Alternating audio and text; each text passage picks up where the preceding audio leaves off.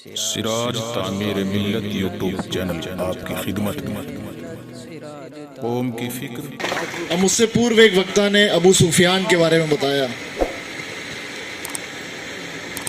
जब मोहम्मद साहब मक्का से मदीना गए और जब अबू सुफियान ने सेना एकत्र करके कई बार उन पे हमला किया, एक हमले में मोहम्मद साहब के चाचा जान अबू हमजा साहब, उनको अबू सुफियान की पत्नी हिंद ने बुरी तरह मरवाया। वो ऐसा कहा जाता है कि उनका कलेजा भी निकाल लिया था।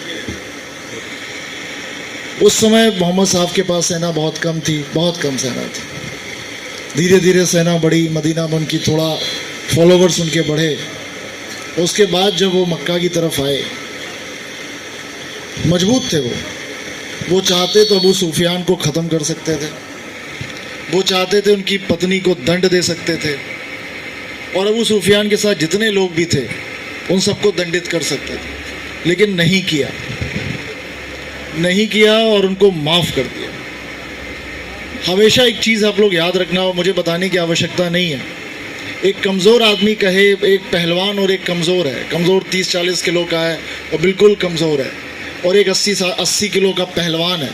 पहलवान कमज़ोर को थप्पड़ मारे और कमज़ोर कहे कि जा मैंने तुझे माफ़ किया, तो शायद लोग हंसेंगे। तुम्हारी क्षमता नहीं है थप्पड़ वापस मारने की, तो माफ़ क्या करोगे। लेकिन अगर पहलवान को कमज़ोर आदमी थप्पड़ मारे और पहलवान कहे कि जा मैंने तुझे माफ़ किया, तो वो काबिल तारीफ़ है। तो हमेशा जो क्षमा दी जाती है वो मजबूती पर दी जाती है। वो इतना उदाहरण अनुकरणीय है। और उसके बाद मैं एक कदम और आपको बताता हूँ कि जो उमायद खलीफत थी वो अबू सुफियान के बच्चों ने शुरू की थी। मतलब चाहते तो पूरा ख़त्म कर सकते थे अबू सुफियान को, लेकिन फिर भी नहीं किया। और उसके बाद उमायद आया, फिर अबैसिड आए, तमाम लोग आए। कहने का मेरा केवल मतलब ये है कि forgiveness is the virtue of a strong.